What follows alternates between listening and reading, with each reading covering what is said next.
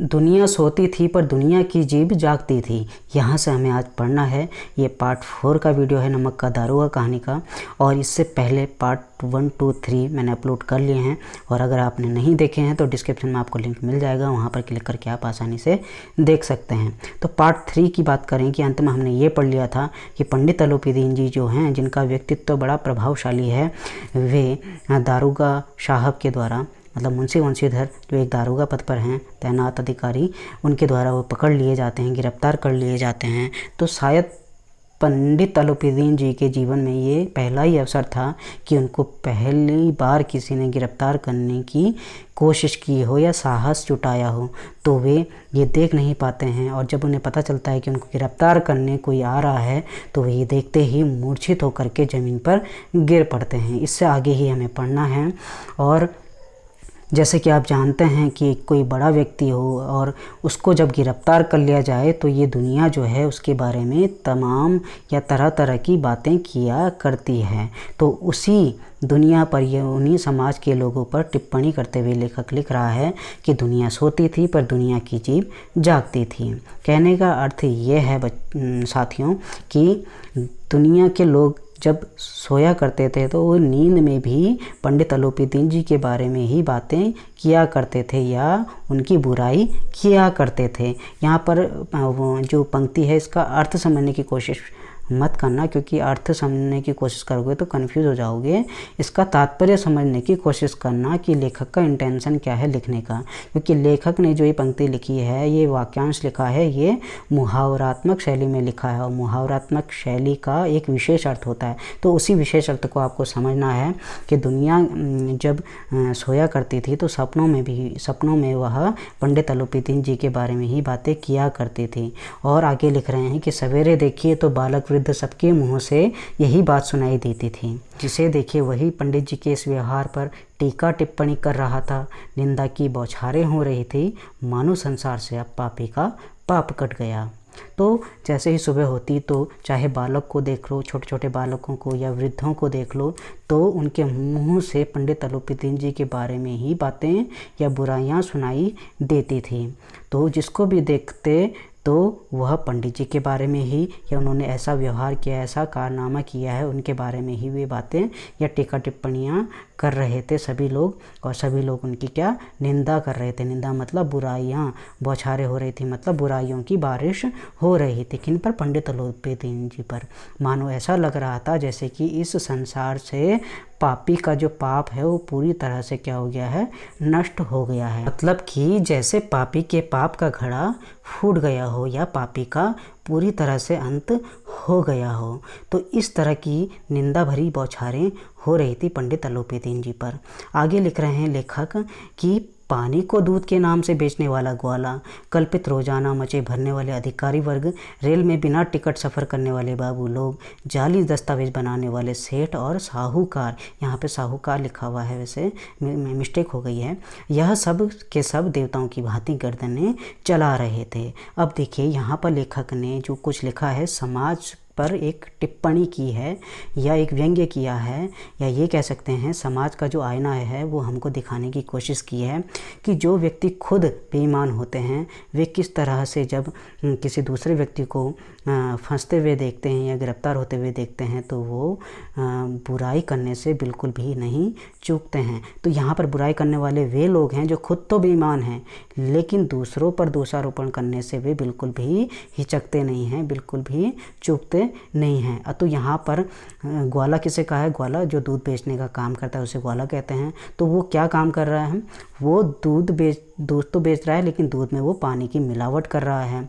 और कल्पित रोजाना मचे भरने वाले अधिकारी वर्ग, रोजाना मचे का अर्थ है साथियों, रोज का मतलब होता है प्रतिदिन, और ना मचे का मतलब होता है दर्ज करना। मतलब इसका ये हुआ कि प्रतिदिन का जो हिसाब होता है, लेखा जोखा, उसको दर्ज करना, जिसे बही खाता भी कहते हैं। तो ऐसा काम करने वाले कल्पित यहाँ पर कहा गया है। कल्पित का मतलब कि कल्पना के अनुसार काम करना। अब देखिए, सही सही हिसाब किताब ना लिखना, जैसा मन में आए वैसा हिसाब लिख देना। तो ऐसे काम करने वाले अधिकारी वर्ग और ऐसे बाबू लोग जो रेल में बिना टिकट के यात्रा करते हैं, और ऐसे सेठ साहूकार जो जाली दस्तावेज बनाने का काम करते हैं, ये सारे गैरकानूनी काम करने वाले लोग हैं जो इस तरह की बातें कर रहे हैं, जो खुद को तो देवताओं की भांति गर्दन। अब देवताओं की भांति गर्दनें चलाने का मतलब ये है कि खुद को दूध का धुलावा साबित कर देना और दूसरों पर दोषारोपण करना। मतलब खुद को तो वे ऐसे मान रहे हैं जैसे कि खुद ईमानदार हों, जबकि वे खुद बेईमान हैं, लेकिन दूसरों पर टीका टिप्पणी करने से वे बिल्कुल भी नहीं चूक रहे हैं। ठीक है, तो ये इसका अर्थ हुआ। और आगे लेखक लिखते हैं कि जब दूसरे दिन पंडित अलूपीदीन अभियुक्त होकर कांस्टेबलों के साथ हाथों में हथकड़ियाँ, हृदय में ग्लानि और क्षोभ भरे, लज्जा से गर्दन झुकाए अदालत की तरफ चले तो सारे शहर में हलचल मच गई। अब जिस दिन पंडित अलूपीदीन जी को गिरफ्तार किया गया, उसके दूसरे दिन की ही बात है कि पंडित अलूपीदीन जी कांस्टेबलों के साथ अभियुक्त होकर के मतलब साथ होकर के, क्योंकि कांस्टेबल उनको अपने साथ ले जा रहे थे, और हाथों में हथकड़ियाँ, उनके हाथों में हथकड़ियाँ हैं, और हृदय में ग्लानि है। ग्लानि मतलब गिल्टी, और क्षोभ भरे मतलब दुख उनके मन में भरा हुआ है, और साथ ही साथ लज्जा से गर्दन झुकाए, शर्म से उन्होंने अपनी गर्दन झुका रखी है। ऐसी अवस्था में वे अदालत की तरफ चले तो क्या हुआ, शहर में हलचल मच गई, मतलब हड़कंप मच गया। अब हड़कंप क्यों मचा? हड़कंप इसलिए मचा कि पंडित अलूपीदीन जी तो बहुत बड़े व्यक्ति हैं, आज तक कोई उन्हें गिरफ्तार नहीं कर पाया, तो जब उन्हें गिरफ्तार हुए देखा लोगों ने तो उनमें हलचल मचना स्वाभाविक था। तो लेखक आगे लिख रहे हैं कि मेलों में कदाचित आंखें इतनी व्यग्र न होती होंगी, भीड़ के मारे छत और दीवार में कोई भेद न रहा। व्यग्र का मतलब होता है परेशान, तो इतनी परेशान आंखें तो लोगों की मेलों में भी नहीं होती है जितनी आज थी। उनको ये देखते हुए कि पंडित अलूपीदीन जी ग्लानि और क्षोभ से भरे हुए हैं, शर्म के मारे उन्होंने गर्दन झुकाई हुई है और उनको गिरफ्तार करके ले जाया जा रहा है। तो इतनी परेशान आंखों से वे उस नज़ारे को देख रहे थे, और ऐसा लग रहा था जैसे छत और दीवार में कोई भी अंतर ना हो। तो भीड़ इतनी लोगों की बढ़ गई थी संख्या में कि छत और दीवार में कोई अंतर नज़र नहीं आ रहा था। अब आगे लेखक लिखते हैं, किंतु अदालत में पहुंचने की देर थी, क्योंकि अदालत में पहुंचने में अभी समय था, और तब तक लेखक आगे बताएंगे कि वहां का क्या हाल हो रखा है। तो इसी बारे में लिखते हैं कि पंडित अलूपीदीन जी इस अगाध वन के सिंह थे। अब देखिए, अगाध का मतलब होता है घना, गहरा, ठीक है, लेकिन यहाँ पर अगाध का जो तात्पर्य है वो अदालत से है, ठीक है। और वन के सिंह मतलब जिस प्रकार से सिंह जो होता है वो जंगलों का राजा होता है, उसी प्रकार से पंडित अलूपीदीन जी जो थे वे अदालत के राजा थे। अब क्यों थे अदालत के राजा? क्योंकि अधिकारी वर्ग उनके भक्त, अमले उनके सेवक, वकील मुख्तार उनके आज्ञापालक, और अर्दली, चपरासी तथा चौकीदार तो उनके बिना माल के गुलाम थे। तो अदालत में मौजूद जितने भी अधिकारी वर्ग थे वे सब पंडित अलूपीदीन जी के क्या थे? भक्त थे, आवो भगत उनकी किया करते थे। अमले उनके सेवक थे, तो जो सेवा करने वाले लोग होते हैं वे उनके सेवक थे। और वकील मुख्तार उनके आज्ञापालक, वकील मुख्तार मतलब जो बड़े बड़े वकील या वकीलों के जो मुखिया हैं वे तक उनके आज्ञा का पालन करने वाले थे। और अर्दली, अर्दली का मतलब होता है जो बड़े अधिकारी लोग होते हैं ना, उनका जो चपरासी होता है उसको अर्दली कहते हैं। तो वो अर्दली और चपरासी जो सामान्य चपरासी होते हैं तथा चौकीदार, ये तो बिना माल के गुलाम थे। बिना माल के गुलाम मतलब ये ऐसे लोग थे, अर्दली, चपरासी और चौकीदार, जिनको बिना सामान दिए या कोई महंगी वस्तु दिए बिना ही खरीदा गया हो, तो वे इसके बिना ही उनकी गुलामी किया करते थे। तो कुल मिलाकर के जिस अदालत में उनको ले जाया जा रहा था वहाँ के सभी छोटे से बड़े अधिकारी लोग वे सब पंडित अलूपीदीन जी द्वारा खरीदे गए थे। अब आप सभी जानते हैं कि जिसको पहले ही खरीदा जा चुका हो तो अब अदालत में क्या निर्णय लिया जाना है ये समझने में हमें ज़्यादा देर नहीं लगनी चाहिए। तो चलिए अब आगे बढ़ते हैं, आगे क्या घटना घटित होती है इसके बारे में जानते हैं। अब जैसे ही वे अदालत में पहुंचते हैं तो उन्हें देखते ही लोग चारों तरफ से दौड़े। तो जैसे ही उन्होंने देखा पंडित अलूपीदीन जी आ गए हैं, क्योंकि वे सब उनके गुलाम थे, है ना, उनको खरीद रखा था, तो उनको देखते ही सभी लोग चारों तरफ से दौड़े दौड़े आए और सभी लोग विस्मित हो रहे थे। विस्मित मतलब आश्चर्यचकित हो रहे थे। अब आश्चर्यचकित क्यों हो रहे थे? लेखक लिख रहे हैं कि इसलिए नहीं कि अलूपीदीन ने यह कर्म किया, बल्कि इसलिए कि वह कानून के पंजे में कैसे आए। अब ये सभी तो जानते थे, क्योंकि वे सब गुलाम थे पंडित अलूपीदीन जी के, तो वे सब जानते थे पंडित अलूपीदीन जी क्या काम करते हैं। तो वे इसलिए अचंभित नहीं थे, वे इसलिए अचंभित हो रहे थे कि आखिर वो कानून के पंजे में कैसे आ गए, क्योंकि आज तक कोई व्यक्ति हुआ ही नहीं जिसने उन्हें गिरफ्तार करने की कोशिश की हो या साहस जुटाया हो। तो ये सब सोच करके वे आश्चर्यचकित थे, और आश्चर्यचकित होना स्वाभाविक भी है, क्योंकि ऐसा मनुष्य जिसके पास असाध्य साधन करने वाला धन और अनन्य चलता हो, वह क्यों कानून के पंजे में आए। तो ऐसा व्यक्ति जिसके पास इतना धन हो कि वह हर किसी चीज़ को साध सकता है, मतलब जीत सकता है, और ऐसा व्यक्ति जिसके पास अनन्य वाचालता हो, मतलब ऐसी वाणी जो किसी दूसरे के पास ना हो, ऐसी मधुर वाणी जिसके पास हो और इतना धन जिसके पास हो, तो वह कानून के पंजे में कैसे आ सकता है, क्योंकि वह हर किसी चीज़ को खरीद सकता है, अपने आप को छुड़ा सकता है कानून के पंजे से। तो आश्चर्यचकित होना लोगों का स्वाभाविक ही था, और वहाँ का जो प्रत्येक मनुष्य था वो उनके प्रति क्या करता था? सहानुभूति प्रकट करता था, मतलब सिंपैथी जताता था। आगे लिख रहे हैं लेखक कि बड़ी तत्परता से इस आक्रमण को रोकने के निमित्त वकीलों की एक सेना तैयार की गई। न्याय के मैदान में धर्म और धन में युद्ध ठन गया। तो जैसे ही वे अदालत में आए तो बड़ी तत्परता से, मतलब शीघ्र ही, इस आक्रमण को रोकने के निमित्त, किस आक्रमण को? पंडित अलूपीदीन जी के खिलाफ जो मुकदमा दर्ज कराया गया था, उस आक्रमण से बचाने के लिए, निमित्त मतलब के लिए, वकीलों की एक फौज मतलब सेना तैयार की गई। न्याय के मैदान में धर्म और धन में युद्ध ठन गया। अब यहाँ पर न्याय का मैदान था, मतलब अदालत में जो जिसे न्याय का मैदान कहा गया है, वहाँ धर्म का मतलब यहाँ पर मुंशी वंशीधर जी से है जो दारोगा हैं, और धन से मतलब है यहाँ पर पंडित अलूपीदीन जी से।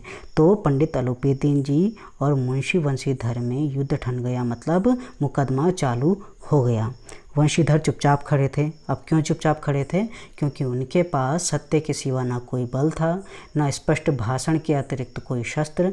गवाह थे किंतु लोभ से डांवाडोल। अब मुंशी वंशीधर जो हैं उनके पास दो ही शक्तियाँ हैं, एक तो है सत्य और दूसरा है स्पष्ट भाषण, और तीसरी चीज़ भी है लेकिन वो लोभ से भरी हुई है। तो उनके पास सत्य के सिवा ना कोई बल था, मतलब ताकत थी, और ना स्पष्ट भाषण के अतिरिक्त कोई और शस्त्र था। गवाह थे उनके पास, लेकिन वे सारे लोभ से डांवाडोल, मतलब लालच से भरे हुए थे, क्योंकि उनको भी पंडित अलूपीदीन ने पहले ही खरीद रखा था। अब यहाँ पर दो शक्तियों में लड़ाई हो रही है। एक तरफ है धर्म, जिसकी तरफ दो ही चीज़ें हैं, एक सत्य और एक स्पष्ट भाषण, और दूसरी कोई शक्ति उसके पास नहीं है। और उसके सामने है धन, जिसके पास तमाम शक्तियां हैं, जिसने वहाँ के सारे अधिकारी वर्ग, वकील और यहाँ तक कि जो न्याय का फैसला सुनाने वाला जज है, उसको भी अपनी ताकत से खरीद लिया है। तो यहाँ पर कोई भी सामान्य बुद्धि वाला व्यक्ति बता सकता है कि जीत किसकी होनी है। लेकिन इससे पहले अगर आपने पार्ट 3 का वीडियो देखा है तो उसमें हमने बात की थी कि वहाँ पर धर्म जो है अलौकिक वीरता के साथ खड़ा था, वह धन की शक्ति के सामने, और वहाँ पर धर्म की जीत हो जाती है। लेकिन यहाँ पर हमें देखना है कि यहाँ पर अब जीत किसकी होती है। ठीक है, चलिए आगे बढ़ते हैं। यहाँ तक कि मुंशी जी को न्याय भी अपनी ओर कुछ खिंचा हुआ दिख पड़ता था। वह न्याय का दरबार था, परंतु उसके कर्मचारियों पर पक्षपात का नशा छाया हुआ था। अब कहने को तो अदालत थी जहाँ न्याय के हक में फैसला सुनाया जाता है, परंतु वहाँ के जितने भी कर्मचारी थे उनके मन में तो केवल पक्षपात की ही भावना थी। पक्षपात कहते हैं जब हम किसी एक पक्ष के बारे में ही बात करते हैं, उसे पक्षपात कहते हैं, है ना। तो वहाँ के जितने भी कर्मचारी थे उनको पहले ही खरीदा जा चुका था, तो उन्होंने जितनी भी बात कहनी थी या अपनी बात जो रखनी थी वो पंडित अलोपीदीन जी के पक्ष में ही रखनी थी, है ना। तो आगे इसलिए लेखक लिख रहे हैं कि किंतु पक्षपात और न्याय का क्या मेल, जहाँ पक्षपात हो वहाँ न्याय की कल्पना भी नहीं की जा सकती। और ये बात 100% सही है। या तो देखो पक्षपात होगा या तो न्याय ही होगा। जहाँ पक्षपात हो, जहाँ भेदभाव हो, वहाँ न्याय कैसे हो सकता है, वहाँ इंसाफ कैसे मिल सकता है ना। तो इनका कोई मेल नहीं है और इसकी कल्पना की भी नहीं जा सकती है। और परिणाम क्या निकला कि मुकदमा शीघ्र ही समाप्त हो गया, है ना। और जब मुकदमा समाप्त हो गया तो वहाँ के जो डिप्टी मजिस्ट्रेट थे उन्होंने अपनी तजवीज़ में लिखा, तजवीज़ कहते हैं जो भी निर्णय लिया जाता है उसको जब जज लिखता है अपनी कलम से, जिस कागज़ पर, उसे तजवीज़ कहा जाता है। और वो जो लिखता है वही अंतिम निर्णय माना जाता है। तो वे अपनी तजवीज़ में लिखते हैं कि पंडित अलोपीदीन जी के विरुद्ध दिए गए प्रमाण निर्मूल और भ्रमात्मक हैं। वह एक बड़े भारी आदमी हैं। यह बात कल्पना के बाहर है कि उन्होंने थोड़े लाभ के लिए ऐसा दुस्साहस किया हो। यद्यपि नमक के दारोगा मुंशी वंशीधर का अधिक दोष नहीं है, लेकिन यह बड़े खेद की बात है कि उसकी उद्दंडता और विचारहीनता के कारण एक भले मानुष को कष्ट झेलना पड़ा। तो यहाँ पर आपको स्पष्ट समझ में आ रहा होगा कि किस प्रकार डिप्टी मजिस्ट्रेट ने जो अपनी तजवीज़ में लिखा वो पंडित अलोपीदीन जी के पक्ष में ही लिखा। तो यहाँ पर पक्षपात की पूर्ण भावना थी, जिस वजह से मुंशी वंशीधर यहाँ पर हार जाते हैं और उनको दोषी करार कर दिया जाता है। और पंडित अलोपीदीन जो एक दोषी व्यक्ति हैं उनको भले मानुस करार कर दिया जाता है। इस प्रकार धन की शक्ति के सामने धर्म झुक जाता है और यहाँ पर जो फैसला सुनाया जाता है वो एक पक्षीय फैसला सुनाया जाता है जो कि पंडित अलोपीदीन जी के पक्ष में था। यहाँ पर लेखक ने जो बात लिखी है कहीं ना कहीं ये आज की अदालत पर एक करारा तमाचा है कि दोषी व्यक्ति को निर्दोष साबित कर दिया जाता है और एक निर्दोष व्यक्ति को दोषी साबित कर दिया जाता है। डिपेंड करता है, निर्भर ये करता है कि किसके पास ताकत ज़्यादा है। खैर, कहानी का अंत यहाँ पर नहीं होता है। यहाँ पर धर्म जो है, सत्य जो है वो परेशान हो रहा है, लेकिन अंततः जीत उसी की होगी। इसके लिए आप पूरी कहानी पढ़िएगा क्योंकि अंत में कहानी एक नया मोड़ लेने वाली है। तो चलिए आगे बढ़ते हैं। अपनी तजवीज़ में जो डिप्टी मजिस्ट्रेट अपनी अंतिम बात लिखते हैं उसको भी पढ़ लेते हैं। वे लिखते हैं कि हम प्रसन्न हैं कि वह अपने काम में सजग और सचेत रहता है, किंतु नमक के मुकदमे की बढ़ी हुई नमक से हलाली ने उसके विवेक और बुद्धि को भ्रष्ट कर दिया। भविष्य में उसे होशियार रहना चाहिए। सजग का मतलब होता है जागरूक रहना, सचेत का मतलब सावधान। तो वे ये कहते हैं कि हम खुश हैं इस बात से कि जो मुंशी वंशीधर हैं, जो दारोगा हैं, वे अपने काम के प्रति जागरूक रहते हैं, सावधान रहते हैं।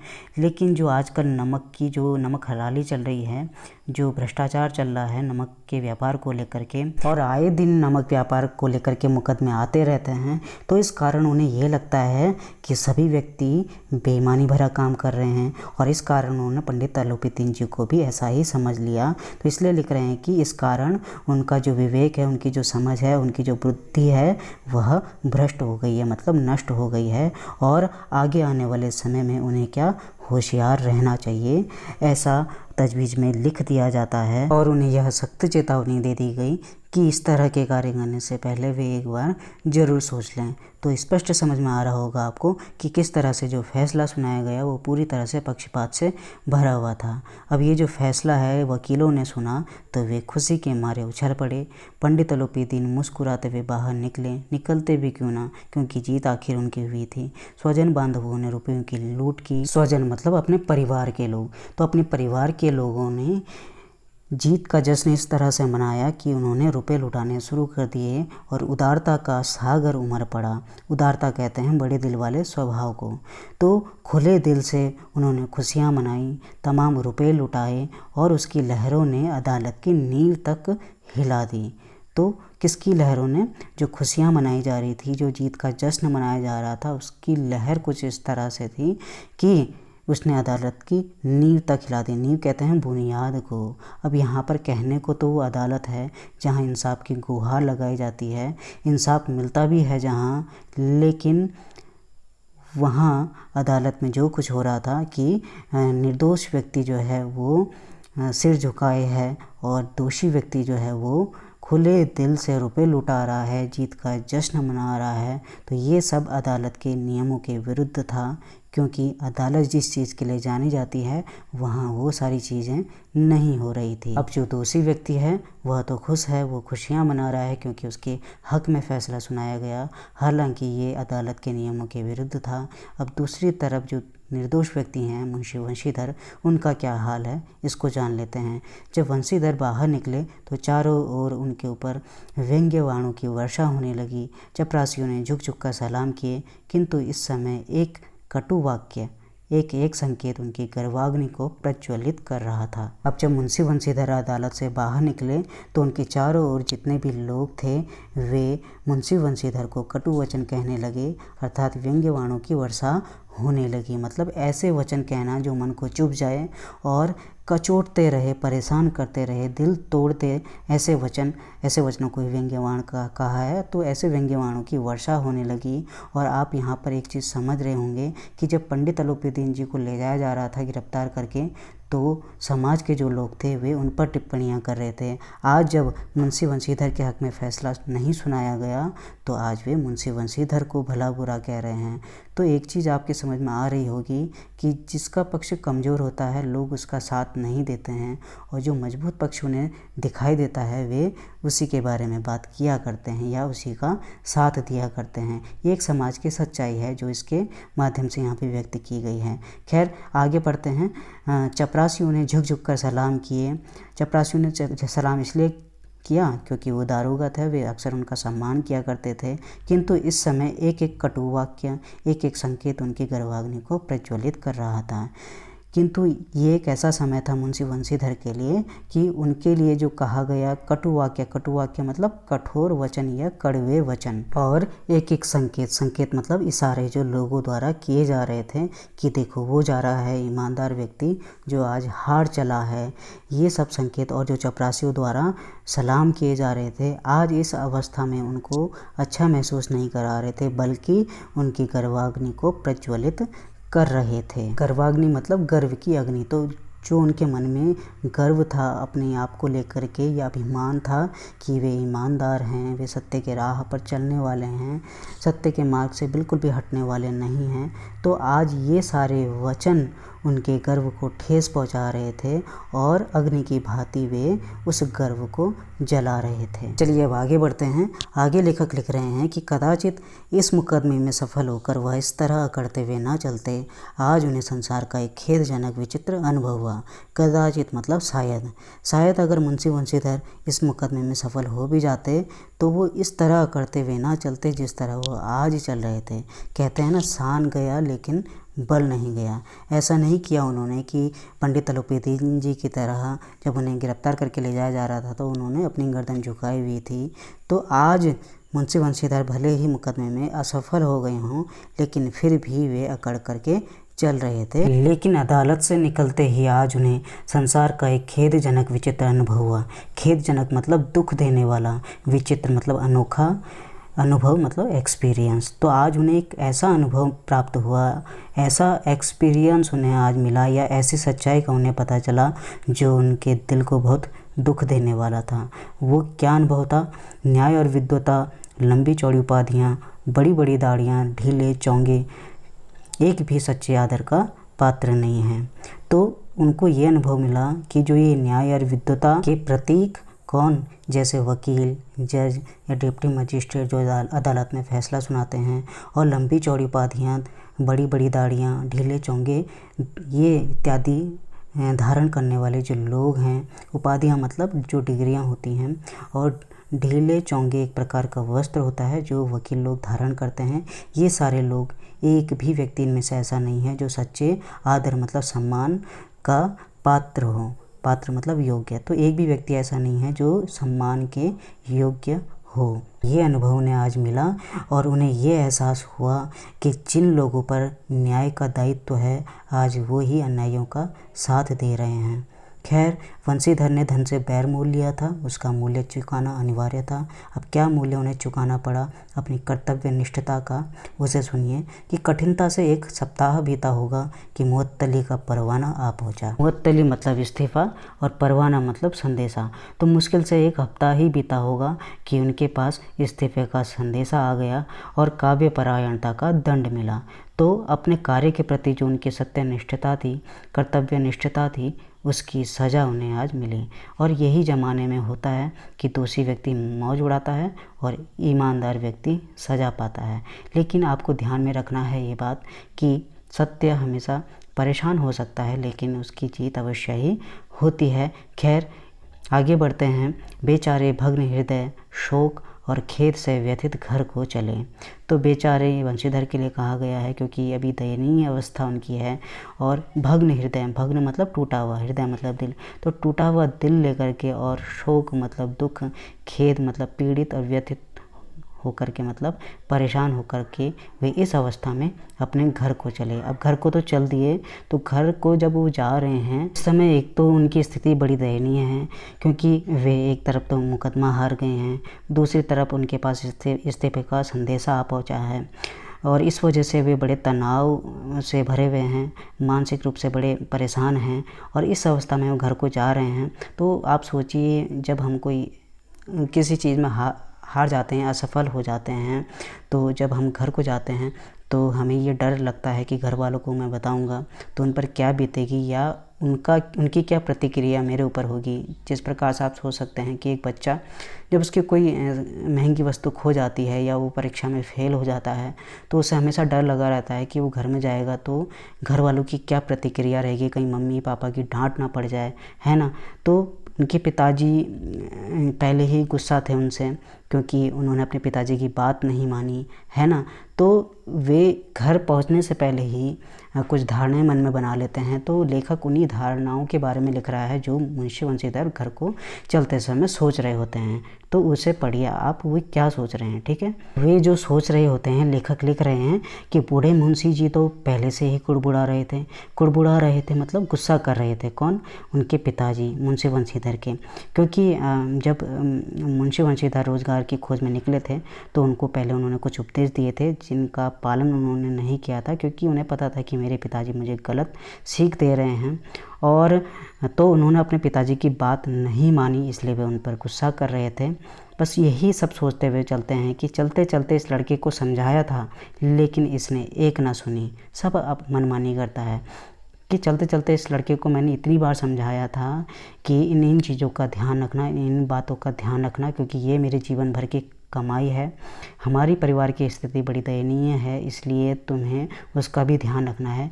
लेकिन इसने मेरी एक भी बात नहीं सुनी, सब अपनी मन की ही करता है। तो ये बात वे सोच रहे हैं और आगे बढ़ते हैं। हम तो कलवार और कसाई के तगादे से हैं, बुढ़ापे में भगत बनकर बैठे और वहाँ बस वही सूखी तनख्वाह। कलवार कहते हैं उस व्यक्ति को जो शराब बेचने वाला होता है और कसाई कहते हैं जो मारने वाला व्यक्ति होता है। मारने वाले व्यक्ति से यहाँ पे मतलब है जो डांटता रहता है, परेशान करता रहता है, फटकारता रहता है उस व्यक्ति को। तो वे ये कह रहे हैं कि जब भी हमने नौकरी की अपने जीवन में तो हमने हर एक व्यक्ति के तगादे सहे मतलब ताने सहे हैं, डांट फटकार सही है। और बुढ़ापा जब आया तो भगत बनकर घर में बैठ गए और घर में बैठ गए तो फिर हमें वही जो सूखी तनख्वाह मिलती थी उसी में हम गुजर बसर कर लेते थे। तो सूखी तनख्वाह से मतलब है कि कम आमदनी या कम पेंशन मिलना जो रिटायरमेंट के बाद मिलती है, तो जिससे 2 वक्त की रोटी खाई जा सके, बस उतनी ही तनख्वाह मिला करती थी। और कह रहे हैं उनके पिताजी कि हमने भी तो नौकरी की है और कोई ओहदेदार नहीं थे, कि हमने भी तो अपने जीवन में नौकरी की है और किसी बड़े पद पर नहीं थे। ओहदेदार मतलब बड़े पद पर, लेकिन जितना भी काम किया या जिस पद पर बैठकर भी काम किया, दिल खोल कर किया। अब दिल खोल कर काम करने से मतलब है यहाँ पर कि जब भी हमें मौका मिलता था हम रिश्वत ले लेते थे, ऊपरी आमदनी हम जुटा लिया करते थे। और आप जो हैं, आपको पता है कि आपकी घर की स्थिति बड़ी दयनीय है, उसके बावजूद भी आप ईमानदार बनने चले हैं। अब घर में चाहे अंधेरा हो, मस्जिद में अवश्य दिया जलाएंगे, ये एक लोकोक्ति है। इसका मतलब होता है कि खुद की स्थिति तो दयनीय है, लेकिन आप दूसरों की मदद करने चले हैं। मतलब घर में तो आपकी जो स्थिति है वो बड़ी नाजुक स्थिति है, गुजर बसर करने के लिए घर में पैसा नहीं है, और आप हैं कि जो पैसा आपको मिल रहा है उसको भी आप अपने हाथ से गंवा दे रहे हैं। तो इसलिए कहा है कि घर में चाहे अंधेरा हो, मस्जिद में आप जा कर के वहाँ दिया जलाएंगे, मतलब रोशनी करेंगे। खेद है ऐसी समझ पर, मतलब मुझे दुख होता है ऐसी समझ पर कि जिस व्यक्ति के पास मौके होने के बावजूद भी वह उस मौके का फ़ायदा नहीं उठा पा रहा है। और अंत में वे बात कहते हैं कि पढ़ना लिखना सब अकारथ गया। अकारथ मतलब बेकार। तो उनका ये कहना है कि जितना भी उन्होंने पढ़ाया, उसको लिखाया, समझदार बनाया, वो सब उनके जीवन में बेकार चला गया। मतलब जो शिक्षा उन्हें थी वो सब बेकार चले गई। तो उनकी कहीं ना कहीं ये मानसिकता है कि शिक्षा इसीलिए दी जाती है ताकि व्यक्ति चालाक बन जाए, बेईमान बन जाए, या मौके का फ़ायदा उठाना सीख जाए, है ना। तो खैर ये गलत सोच है, और खैर वो अपनी सोच के अनुसार ऐसा कहते हैं। अब यहाँ पर वास्तव में वो कह नहीं रहे हैं, है ना, क्योंकि ये उनकी धारणा है। जैसे कि मैंने पहले बताया था, वो घर को चल रहे हैं, और घर को चलते समय उनकी ऐसी मानसिकता है, वे क्योंकि वे बड़े परेशान हैं, और घर में जाते हुए वे ये सोचते हैं कि जब मैं घर को पहुंचूंगा तो पिताजी मुझ पर किस प्रकार से गुस्सा करेंगे। तो वही मानसिकता यहाँ पर लेखक ने दर्शाई है। अब वो घर को पहुँच जाएंगे तो घर में पहुंचने के बाद वास्तव में उनके पिताजी क्या कहते हैं, इसके बारे में हम आगे पढ़ेंगे। तो चलिए अब आगे बढ़ते हैं। तो इसके थोड़े ही दिनों बाद जब मुंशी वंशीधर इस दुरावस्था में घर पहुंचे और बूढ़े पिताजी ने समाचार सुना तो सिर पीट लिया। दुरावस्था मतलब बुरी अवस्था, बुरी स्थिति में, क्योंकि दयनीय अवस्था है, इसे बुरी स्थिति ही कहेंगे। तो इस अवस्था में जब वो घर पहुँचे और पिताजी ने जब उनकी ये खबर सुनी कि वे मुकदमा हार गए हैं और ऊपर से उनको नौकरी से निकाल दिया गया है, तो वे सिर पीटने लगे। मतलब कि दुख जताने लगे, अफसोस जताने लगे, और उनको बहुत ज़्यादा दुख होने लगा। ये सब सुनने के बाद वास्तव में जो उनके पिताजी कहते हैं उसे सुनिए कि जी चाहता है कि तुम्हारा और अपना सिर फोड़ लूं। बहुत देर तक पछता कर हाथ मलते रहे, क्रोध में कुछ कठोर बातें भी कहीं, और यदि वंशीधर वहाँ से टल ना जाते तो अवश्य ही यह क्रोध विकट रूप धारण कर लेता। टल ना जाते मतलब वहाँ से निकल ना लेते तो ज़रूर ही जो उनको गुस्सा आया था खबर सुनने के बाद, वह क्रोध उनका, वह गुस्सा कोई बड़ा रूप धारण कर लेता। हो सकता कुछ अनहोनी भी हो जाती। तो बहुत देर तक उन्होंने हाथ मलते रहे मतलब अफसोस जताते रहे, और उसके बाद गुस्से में बहुत कठोर वचन उन्होंने कहे जो वंशीधर को बहुत बुरे भी लगे। और उस समय अगर वंशीधर वहाँ से निकलते नहीं तो शायद उनका जो ये गुस्सा है उनके पिताजी का, वो बड़ा रूप धारण कर लेता। और वृद्ध माता जी उन्होंने जब ये खबर सुनी तो उनको भी बहुत बड़ा दुख हुआ। उनकी जो इच्छाएं थी, जैसे जगन्नाथ और रामेश्वर यात्रा की जो कामनाएं थी, इच्छाएं थी, वो सब मिट्टी में मिल गई मतलब समाप्त तो हो गई या अधूरी रह गई। और जो पत्नी थी उन्होंने तो कई दिन तक सीधे मुंह बात तक नहीं की, किनसे, मुंशी वंशीधर से। अब देखिए यहाँ पर एक बात समझने वाली है, वो ये कि व्यक्ति हार जाता है, असफल हो जाता है, समाज की क्या प्रतिक्रिया रहती है वो तो समझ में आता है क्योंकि वो अपने लोग नहीं हैं। लेकिन यहाँ पर एक व्यक्ति जो कि ईमानदारी से अपना कार्य कर रहा है, शायद ही दुनिया में ऐसा कोई व्यक्ति होगा जो पैसों को ठोकर मारे और अपनी कर्तव्य निष्ठता को जो प्राथमिकता दे, ऐसा व्यक्ति शायद ही हो। ऐसे व्यक्ति का साथ देने के बजाय उनके परिवार वाले उन्हीं पर गुस्सा कर रहे हैं और उन्हीं से वे नाराज़ हो रहे हैं। तो यहाँ पर व्यक्ति सोचिए कि जो व्यक्ति सच्चे रास्ते पर चल रहा है, जो व्यक्ति ईमानदारी से अपना कार्य कर रहा है, वो व्यक्ति ईमानदारी से मुंह नहीं मोड़ेगा तो क्या करेगा वो ऐसी अवस्था में, है है ना। क्योंकि ऐसी स्थिति में अगर कोई उसका साथ ना दे तो ऐसा सच्चा व्यक्ति ही सच्चे मार्ग से हटने लगता है और फिर गलत कार्य करने लगता है। लेकिन यहाँ पर मुंशी वंशीधर के चरित्र से आपको अब प्रभावित होना चाहिए कि इसके बावजूद भी वे अडिग रहते हैं, तटस्थ रहते हैं अपने कार्य के प्रति, अपने कर्तव्य निष्ठा के प्रति, और अपनी ईमानदारी से बिल्कुल भी मुंह नहीं मोड़ते हैं। खैर, यहाँ पर जो एक सच्चाई थी समाज की कि कोई साथ नहीं देता जब हम सच्चे होते हैं, और जब हम परेशान होते हैं या असफल हो जाते हैं कभी जीवन में, तो उस समय हमारा जीवन में कोई भी साथ नहीं देता है। ये सब एक हफ्ते तक चलता रहा। इसी प्रकार एक सप्ताह बीत गया और एक समय की बात है कि संध्या का समय था, मतलब शाम का समय था, और उस समय बूढ़े मुंशी जी बैठे राम नाम की माला जप रहे थे। इसी समय उनके द्वार पर सजा हुआ रथ आकर रुका। हरे और गुलाबी पर्दे, पछैये बैलों की जोड़ी, उनकी गर्दन में नीले धागे, सींग पीतल से जड़ी हुई, और कई नौकर लाठियाँ कंधों पर रखे साथ थे। तो शाम का समय था। उस समय वृद्ध मुंशी जी जो हैं उस समय राम नाम की माला जप रहे थे। तो उसी समय एक सजा हुआ रथ उनके घर पर आकर रुका। वो रथ कैसा था? हरे गुलाबी रंग के पर्दे उसमें लगे हुए थे। पछैया एक प्रकार की बैलों की प्रजाति होती है, तो उन बैलों की जोड़ी साथ में थी जो उस रथ को लाए थे। और वो जो बैलों की जोड़ी थी उनकी गर्दन में नीले धागे लगे हुए थे, और उनकी जो सींग थी उनमें पीतल इसमें कारीगरी की गई थी, और उनको सींगों में पहनाया गया था। और साथ में कई नौकर भी थे जिन्होंने अपने कंधों पर लाठियाँ रखी हुई थी। आज के समय में इन्हें बॉडीगार्ड कह सकते हैं। तो इस प्रकार का रथ उनके घर पर आकर रुका।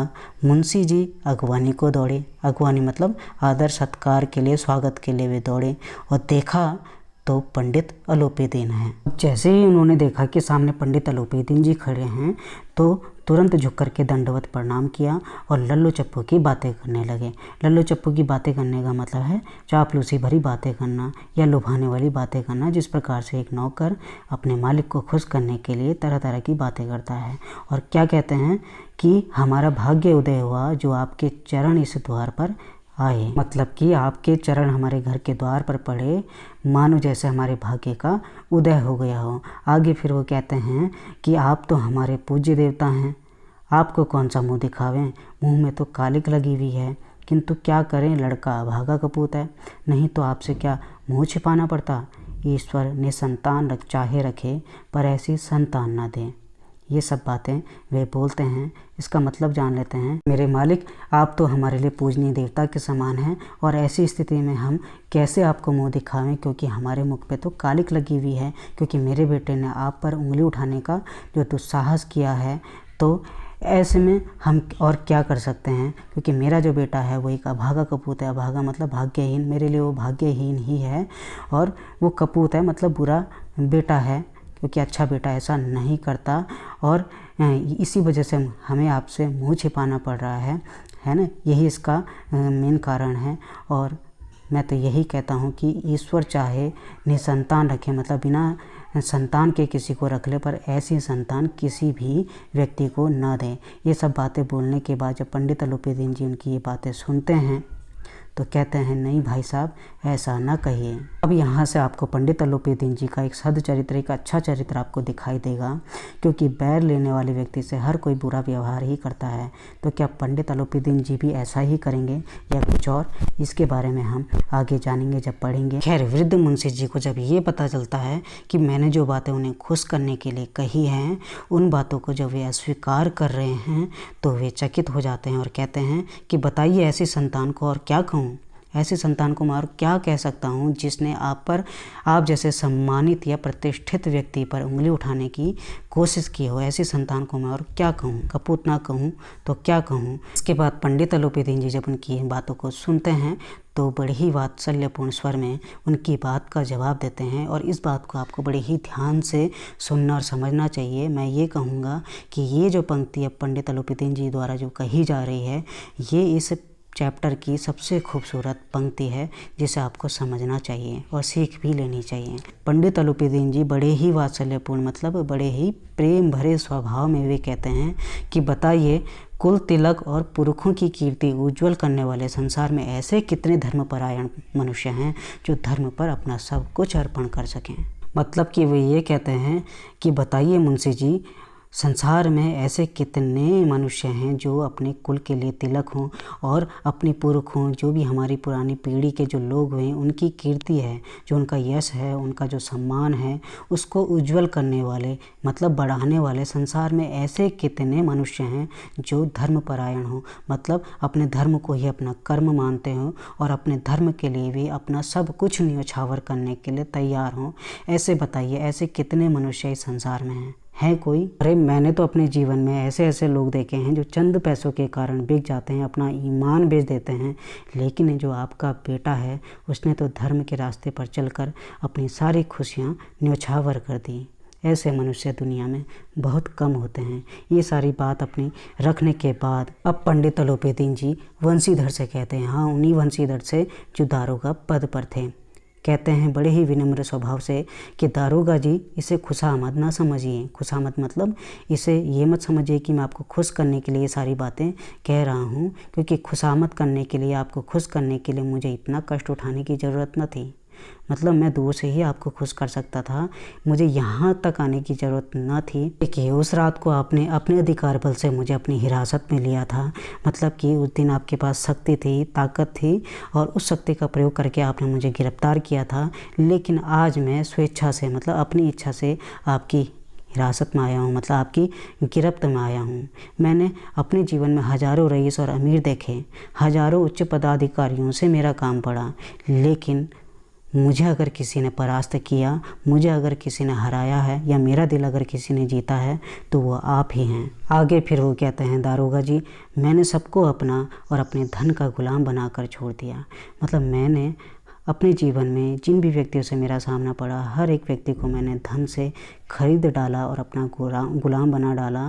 लेकिन आज मैं आपसे कुछ विनती करता हूँ, कृपया मुझे आज्ञा दें और मेरी विनती को आप स्वीकार करें। ये सब बातें जब पंडित तलोपीदीन जी की ख़त्म हुई तो वंशीधर ने देखा कि पंडित तलोपीदीन जी उनकी तरफ आ रहे हैं, तो उठे और उठ करके सत्कार किया, मतलब सम्मान उनका किया या स्वागत किया, लेकिन स्वाभिमान सहित। ऐसा नहीं किया उन्होंने कि अपने पिताजी की तरह ज़मीन पर लेट गए, दंडवत प्रणाम करने लगे और लल्लो चप्पू की बातें करने लगे, उनकी प्रशंसा करने लगे।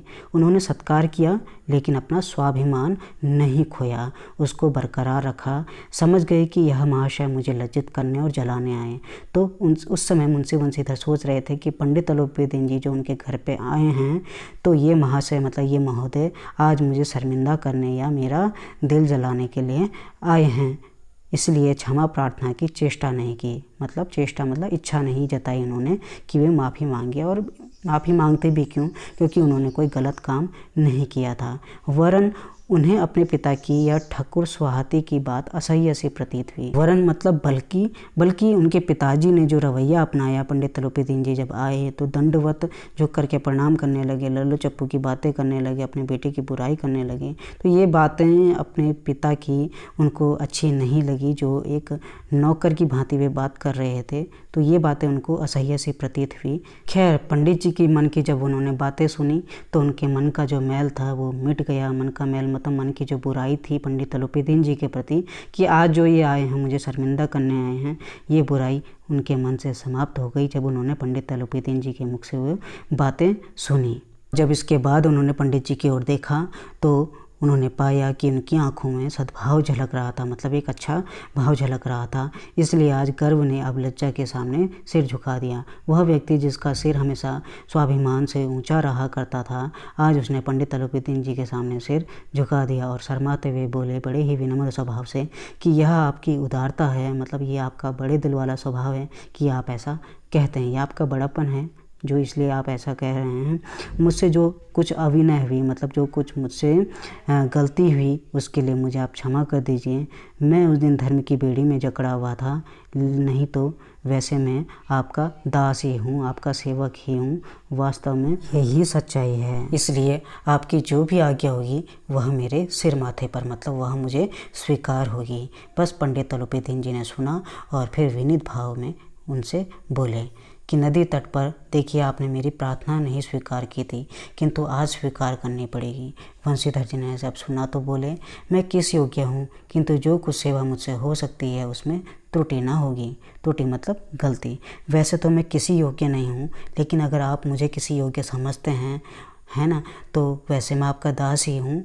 तो मुझसे जो भी सेवा आपके लिए हो सकती है उसमें मैं कोई भी गलती नहीं करूँगा। बस पंडित अलोपीदीन जी ने उनके मुख से ये बात सुनी तो तुरंत एक स्टाम्प लगा हुआ पत्र निकाला और उसे वंशीधर के सामने रखकर बोले, देखिए इस पद को स्वीकार कीजिए और अपने हस्ताक्षर कर दीजिए। मैं ब्राह्मण हूँ, जब तक यह सवाल पूरा ना कीजिएगा द्वार से ना हटूँगा। तो उन्होंने एक स्टाम्प मतलब मुहर लगा हुआ एक पत्र निकाला और उसे वंशीधर के सामने रखा और कहा उनसे कि इस पद को आपको स्वीकार करना है और अपने हस्ताक्षर इसमें करने हैं। मैं ब्राह्मण हूँ जो अपनी बात पर अडिग रहता हूँ, और इसलिए जब तक आप सवाल पूरा ना कीजिएगा, सवाल पूरा ना कीजिएगा का मतलब है कि जो भी मैंने सवाल आपके सामने रखा है, मतलब पत्र आपके सामने रखा है, इसमें आपको हस्ताक्षर करके उस सवाल का जवाब देना है। जब तक आप ये काम ना कर लेते आपके द्वार से मैं नहीं हटूँगा। मुंशी वंशीधर ने उस कागज़ को पढ़ा तो कृतज्ञता से आंखों में आंसू भर आए। कृतज्ञता मतलब उपकार वाले भाव से। अब एक बार के लिए सोचिए कि मुंशी वंशीधर का भी क्या हाल होगा। आप सोचें कि जब एक कोई प्यासा व्यक्ति होता है उसको अगर आप पानी पिलाते हैं तो कृतज्ञता से कैसे उसकी आंखों में आंसू भर आते हैं। कोई व्यक्ति कई दिनों से भूखा हुआ और आप उसे खाना खिलाते हैं तो उसका मन कितना गदगद हो जाता है, कितना खुशी से भर जाता है। कहीं न कहीं यही स्थिति इस समय मुंशी वंशीधर की भी है, क्योंकि एक तो मुकदमा हार गए, समाज के उन्होंने इतने ताने सहे हैं, परिवार वाले उनका साथ नहीं दे रहे हैं, मुंह फुलाए बैठे हैं, और उनका जो मान सम्मान था वो सारा वो खो चुके हैं, और आज वो एक ऐसी अवस्था में हैं कि बिल्कुल असहाय पड़े हुए हैं। तो इस समय उनके पास नौकरी नहीं है, और ऐसे समय में ऐसी दयनीय अवस्था में कोई आता है और उनको नौकरी दे जाता है, और वह नौकरी कोई छोटी मोटी नौकरी नहीं है, वो एक स्थाई मैनेजर की नौकरी है। आगे आप इसे पढ़ेंगे।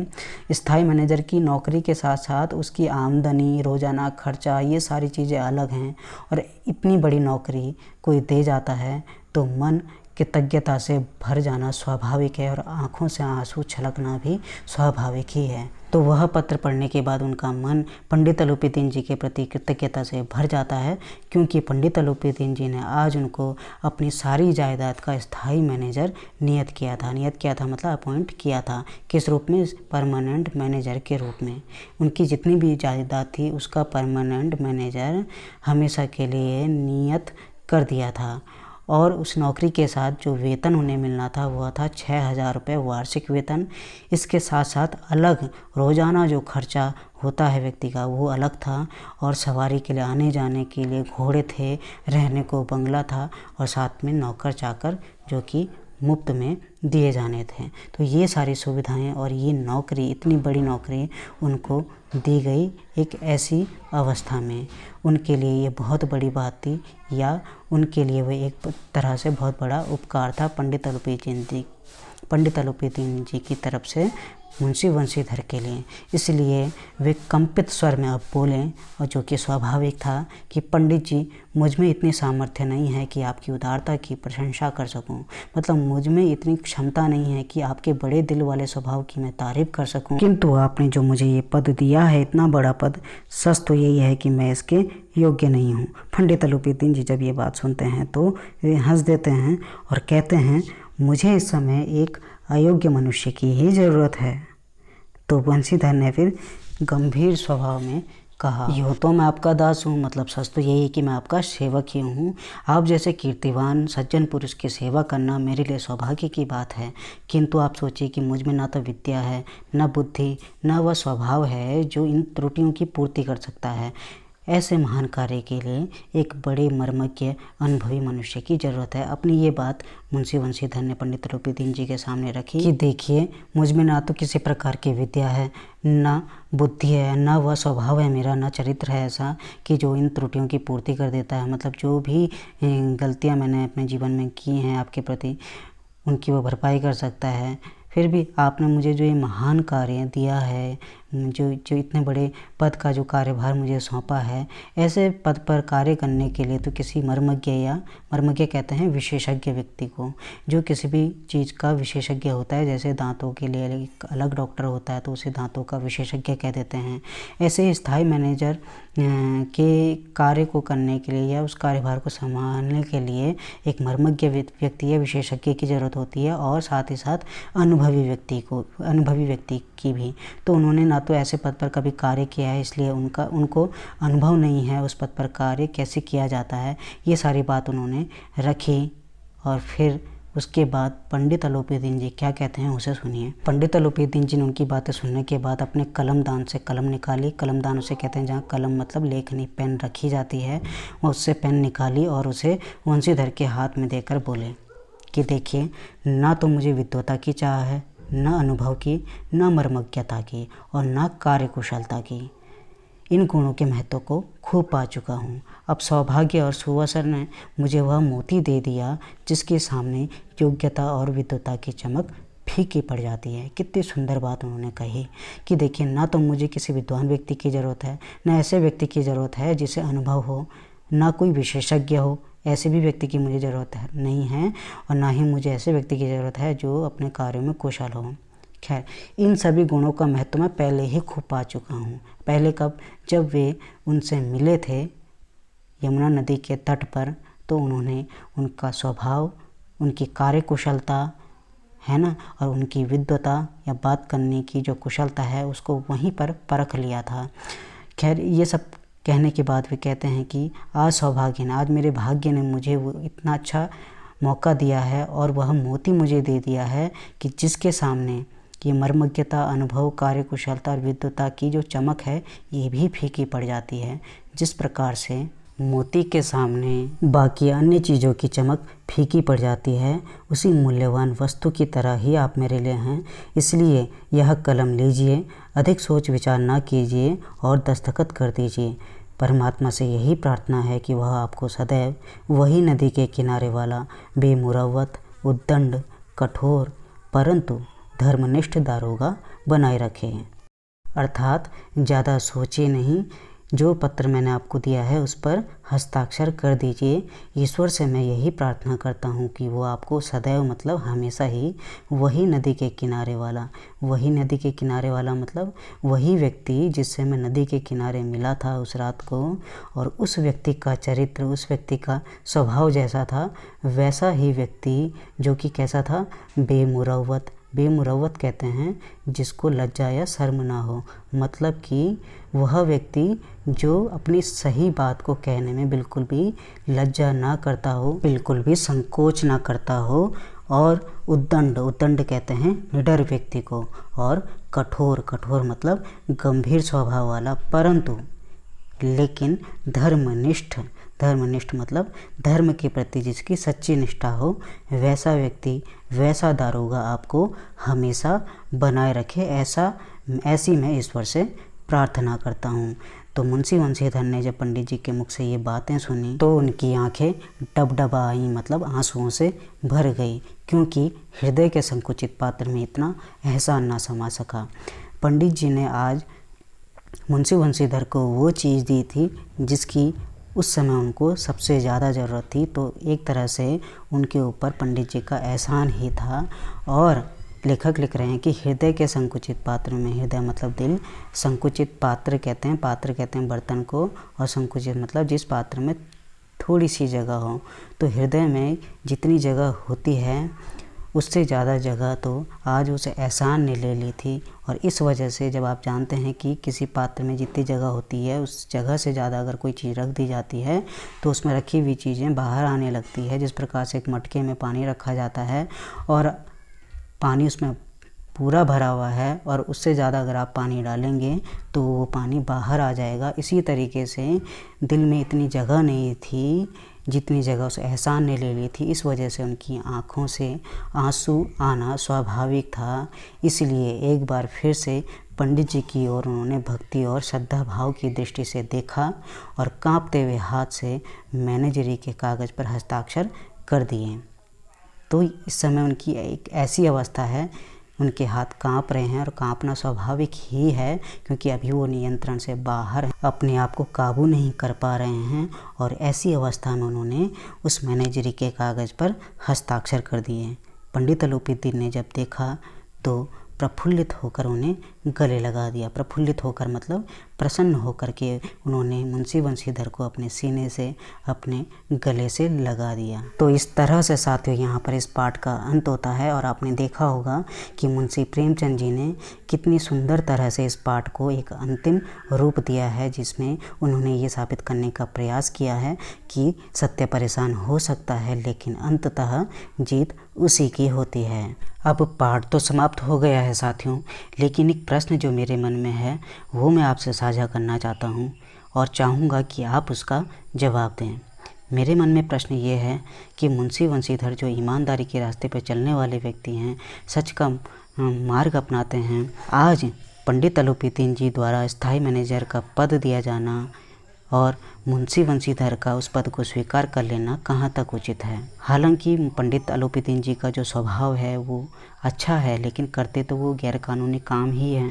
तो इस स्थिति में उनका इस पद को स्वीकार कर लेना कहाँ तक उचित है। अगर आपको सही लगता है कि उन्होंने सही किया उस पद को स्वीकार करके, तो मुझे आप कमेंट बॉक्स में बताइएगा। और अगर आपको अनुचित लगता है या ये लगता है कि उन्होंने गलत किया है, तो भी कमेंट बॉक्स में बताइएगा विद कारण सहित बताइएगा। और मैं आपके कमेंट को ध्यान से पढ़ूंगा और मैं क्या सोचता हूँ इस प्रश्न के बारे में वो भी मैं आपको कमेंट बॉक्स में आपको जवाब दे दूँगा।